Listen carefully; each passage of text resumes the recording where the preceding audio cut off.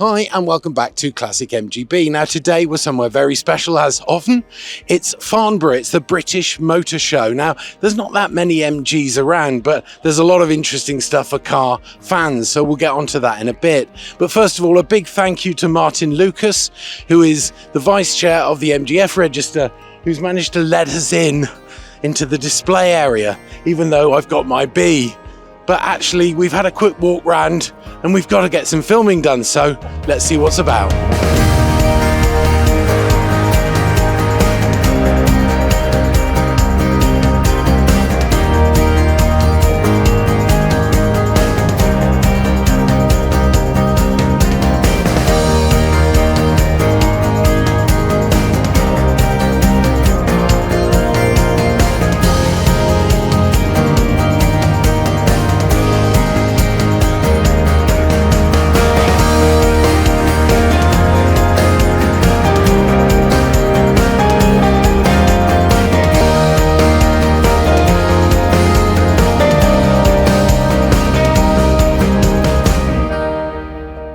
Now we're in a sea of yellow. It's actually the heritage team for the AA, and I guess if you're in the UK and you've got an MGB, the chances are you've probably had something to do with the AA. I'm here with Andy Smith, who looks after the heritage team amongst other things. So tell me a bit about it, Andy. Well, I mean, the AA, we've been around 120 years now, and we are very proud of our heritage and our vehicles, and as you can see there's a good collection here, and we still add to that collection as well. So two of the vehicles here we've recently purchased from private owners and restored them back to their original condition, but it's something we are very proud of. Yeah, and in terms of actually going out, because I know you do some patrolling as well as managing things, you know, do you find modern cars more difficult to work on, or is it just generally the experience of the patrolman? Not necessarily. There's a common misconception that you can't do much with a modern car, but you'd be surprised. There is, you know, even a fully electric car, right, it will still get a flat tyre now and again. Yeah. The battery goes flat, warning lights may appear. So we can still, you know, do as much as we can up the roadside as we always have done. Yeah, and I have to ask, what about MGs and specifically MGBs?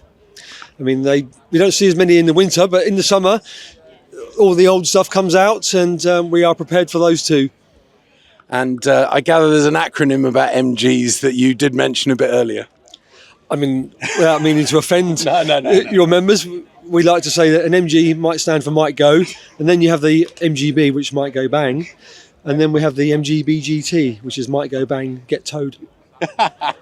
Andy, thank you very much for your time. My pleasure. Cheers. Now, the Army have got an absolutely huge presence here, lots of different things that you'd never think the Army would do.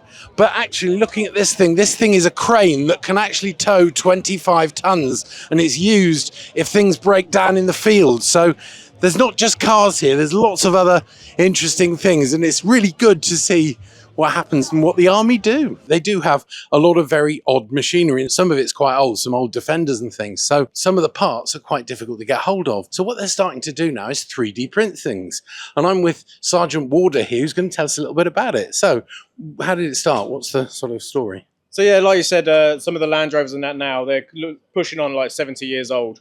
And some of the parts the Land Rovers don't make anymore due to limited quantity required. Obviously, we only need bits and bobs here and there, so there's not enough scope for them to put the manufacturer in. And then if we want individual parts, it could cost us quite a lot to get the individual parts made.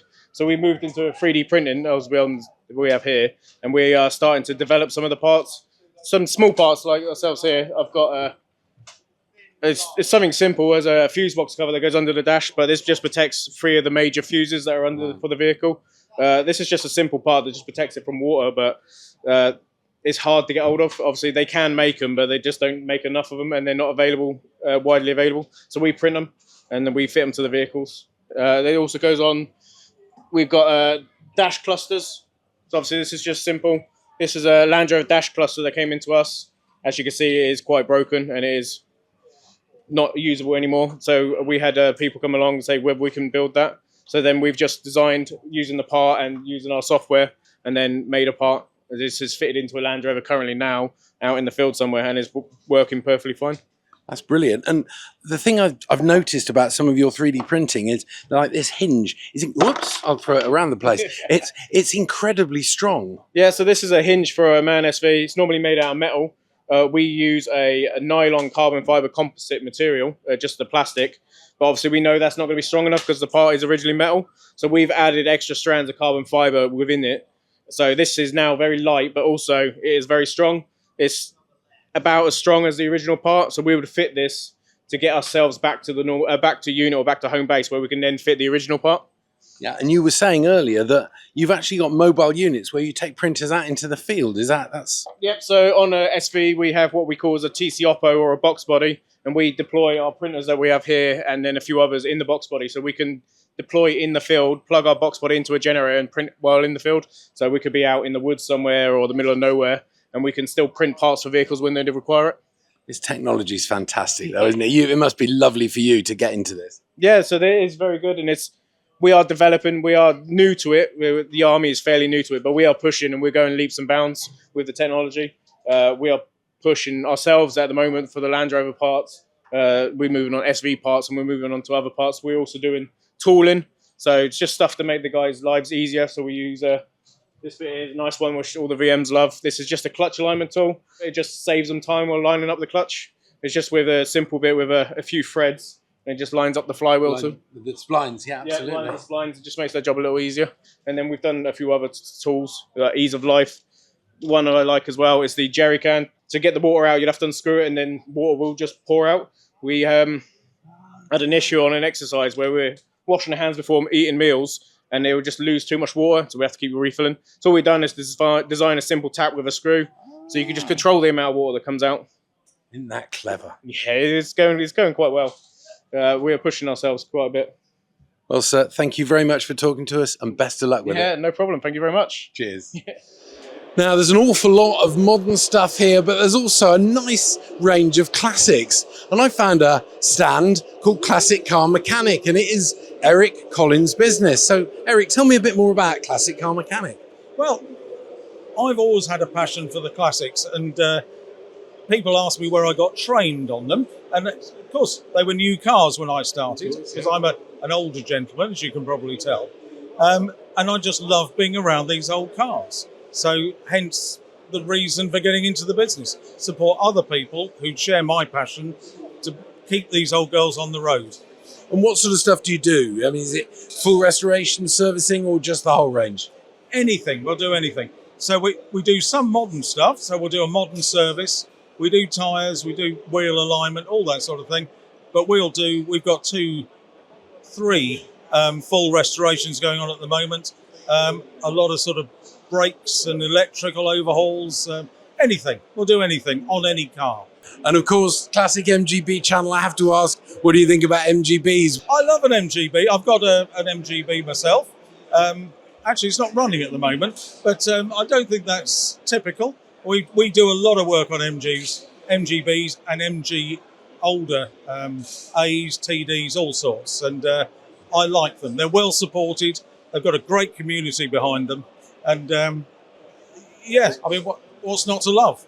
Now, I've come across a stand that a lot of MGB owners would drool over. It is one of these fitted garage, for want of a better word. And I've caught up with Nigel Watley, who's the boss. So Nigel, tell me a little bit about Bunker. I've not heard of you before. Well, Bunker is obviously the ultimate storage solution for any either DIY or professional workshop. It's quality, it's built to impress, and I think everyone that sees it agrees. And, we can have a look at a few of the features if you want, with things like soft close drawers, all of the cupboards, a gas strut. And it comes as sort of a modular approach, so you don't have to get all of this lot, No, this system is totally modular. So basically you can pick and choose what you want. You can have wooden worktops, you can have stainless steel worktops. It really is everyone's dream workshop. Okay, and how would I go about ordering some of this? Is it all on our website, or can you come and see you, or how does it work? The easiest way is to go onto our website, bunkerstorage.com. But, obviously you can go on there, you can get our number, give us a call. We do have a showroom down near Southampton. We do have people come from all over, but obviously we do events like this where we're here to demonstrate and show what we've got. Excellent. As I say, we'll put your details in the description of the video, but for the moment, thank you very much. No, thank you. Nice to meet you. Cheers. Thank you. Now, for those of you that grew up in the 1980s, you'll know exactly what these lights mean. Yes, it's K.I.T., the fantastic talking car from the Knight Rider series. I was absolutely addicted to that and always wanted one, but do you know what? It's dated a bit, hasn't it? Now, if you haven't called out the AA, the chances are you will have called out the RAC. And I'm very lucky to have been joined by Mobile Mechanic of the Year, Sean Kimberley. So Sean, tell me why, how did you win that award? But basically by focusing on my customers and satisfaction and the job in hand, making sure everything's done correctly, following the right procedures, and ultimately the end of the whatever job it is, it results in ultimate customer satisfaction. Okay, that absolutely makes sense, but it must be getting more and more difficult as a mobile mechanic to manage the range of vehicles from, you know, if you like, old MGBs 50 years old to the most modern electric cars. How do you deal with that? Well, personally, I've got experience of working on vehicles for 40 years. I've been around a little bit, so in particular with some of the early MGs, we had the points, the rotor arm, the common failures, cracked distributors, the centre bush in the middle of the distributor cap, all those kind of things that you don't expect. So yeah, I've got experience of all of that, and I've got the advantage of seeing this technology change. So your regular technicians are trained in 2 or 3 years, but they don't actually know what that technology is trying to do in the first place. Of course, yeah. So I've got the advantage of knowing what it's trying to accomplish. Right, because I've got the RAC. I'll be 40 years a member next year, and I'm going up to Darlington. There's a big MG event, and I'm taking my MGB. So I've got the kind of top RAC, which means I can be taken anywhere and the rest of it. But I also carry quite a lot of spares. So if I've got quite a lot of spares, is it likely that you or one of your colleagues would be able to actually change them, or am I more likely to be towed to some sort of specialist garage? We at the RAC, we share a lot of data. So all our technicians have got like a common database where we can go back to common problems. But one of the issues that I'm finding with MGBs, and it tends to catch a few people out, is the rotor arm. Right. So the rotor arm would give you a symptom where you've got a nice strong spark going into the distributor, but nothing coming out.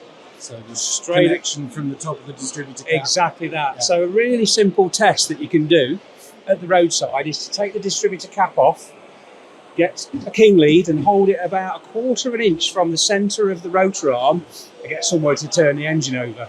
Be careful, because you might get curly hair after it. But if it sparks to the centre of the rotor arm is no good and requires replacement. Because it should be sparking to the... It should be insulated, so it shouldn't spark at all. So it would normally spark to the top of the rotor cap. Exactly, yeah. So a quick, easy test that you can do. And what I would say to you with your MGs is make sure you carry... If you've got a rotor arm type ignition system, make sure you've got one with you, because they're getting increasingly difficult to get to source the rotor arms and stuff like that. Yeah, I mean, I did a long trip up to the Isle of Man last year, and I asked the MGOC people what spares, and I carry a spare water pump, a spare fuel pump, a few hoses, and ironically a little bit of wire to wire things up with. Yeah, that's right. Yeah, so if you've got like a cam belt failure or anything like that, do you carry anything to replace the cam belt with? Sorry, the cam belt, the fan belt. Yeah, sorry, excuse me. Yeah, that's right. I've got a spare fan belt as well. So there's that.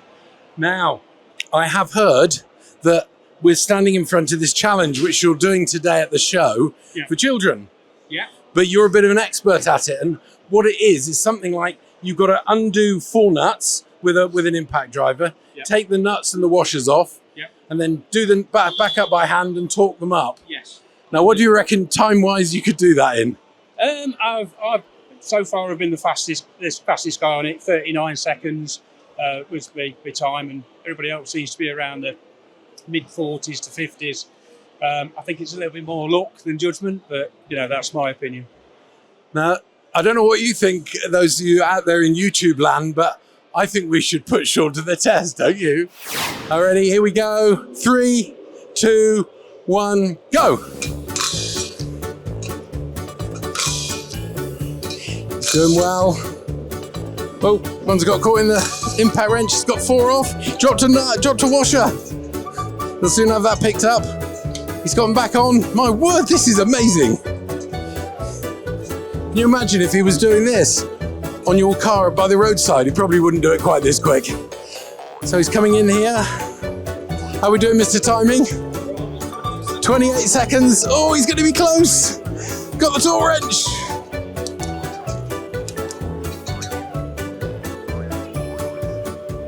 Oh, it's going to be tight. Done. How many seconds? What was it? I can't see. 42 seconds, Sean. That is fantastic. Well done, mate. And very best of luck with the Mobile Mechanic of the Year. You absolutely deserve it. Thank you very much, sir. Thank you very much indeed. Now, I've been very fortunate to catch up with Tim and Fuzz. Now, anybody in the classic world will know these two from Car SOS, of course. But what have you been up to today? Well, we've had a busy day today, haven't we? Yes, we have. This one. It's not Okay. We've been on stage at the British Motorshow here. Right. It's very much a family show. Yes. That's the whole point of this thing. Is it's all about families getting, people's mums and dads come down with their kids and have a family day out around cars. But also, if you're not into cars, just still have a great day. Isn't that right? That's right, yeah, because we've got to cover all grounds here. I mean, not everybody in the family is going to be into cars, so there's tons and tons of stuff here happening, and not all of it is car related. I'm going to go for a massage later. That looks good with that hat, by the does look way. good. We've actually just had a fan of this show come up to us and knit Fuzz This is the hat. new hat. Oh, fantastic. Here with Lego, here with the British Motor Show, here with Smith's Toys, here with Kazoo, the whole lot. So we're here because we love the show. Yeah, That's it. excellent. That's really good. Now, we are the Classic MGB channel. You are ones for classic cars, and your knowledge is far more than mine will ever be. Not at all. Not at all. Tell me about MGBs. What do you think? MGB, GTV8s. is that what you like? It's always, Chris? I'm at a V8, man. It's always a V8, man. I'm out unless I'm it's going a to go for an V8. early pull handle. I'm a 1964 model myself, so I would like to go with that. So let's go for an early one. Let's go for a 62 to 64. Excellent. And what's the latest on the show? More coming up? Quick question: Placky or Chrome? I'm going to go for bumperless. Oh, good choice. Whoa. Very diplomatic. Yeah. Yeah. I'm Yeah. more Placky. I'm more 80s, man. You like the rubber? Yeah, totally. Yeah. There was a time when I didn't, but then they come around. Yeah. I think they really are coming I back into... actually prefer MGBs at the moment are a brilliant little 2-seater sports car from the UK that look amazing. 2+2, yeah, but in If you've got no legs. the States is just what makes to everything. To me, everything is just a 2-seater. Yeah. 2-seater and a bench in the back with no legroom at all. Yeah. I think they are stunning little cars. They really are. And every time I see someone drive one, they're having a good time.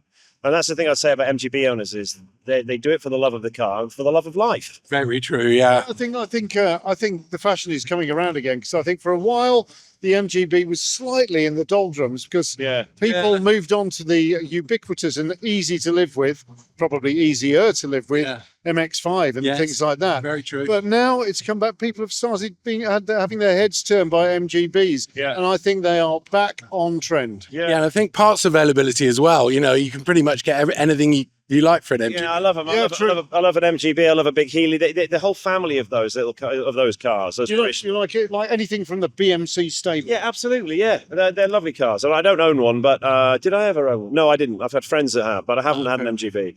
My parents have, but not me. And what about the show? What's the latest coming up? Got more new stuff coming up? Yeah. Okay. So we've got. Can't say. We've got haven't given them back yet. No. I'm going to say we've got a British sports car from the 1950s. We've got a German saloon car from the 1980s. What else? We've got a German car from the year noughties. Oh yeah, we have. With some very interesting technology on it, Yeah. which I love. Okay, right. That's enough, isn't it? There we go. That's enough. We haven't given Fantastic. them back yet, so Yeah. said too Nothing much. is- yeah, Oh, of course, yeah. That's excellent. will be known until March. But it's definitely going from strength to strength, isn't it? It's a fantastic show. We love what we're doing. There'll be a time when it ends, and we'll hopefully celebrate that. But we'll also miss it. It's like so much fun, isn't it? That's right. Will you miss me? There's real rapport between you. Actually, miss me. Well, no, because I'll be down your house, just like going through all your tools, just getting him to fix my cars. We'll never be a part. It's lovely because you've got the car bit, but you've also got the emotion, because cars are about emotion, aren't they? You know, feeling. Yeah, we're not a car show. No, we're not a car show. We're a show about people. Yeah, It's a people show. Yeah. Well, you need to get on. Guys, thank you so much for talking to us. Talking to And, MGBs, baby, MGBs. Absolutely. So it's the end of the day and it's 5 o'clock. We've been here since about 8. So it's been a long day and people are heading for the buses now. There's a fleet of buses taking people back to the car parks. They reckon 25,000 people came today, a sellout, which I have to say, it's been a really, really good show. And once again, many thanks to Martin Lucas and the gang at the MGF Register for getting us in as exhibitors, even though we've only got an MGB. So. If you've enjoyed the video, please give it a like, give it a share, and if you consider subscribing to the channel, that would be great, because all those sort of things help YouTube get our content to the people that might be interested. As always, many thanks for watching, and take care.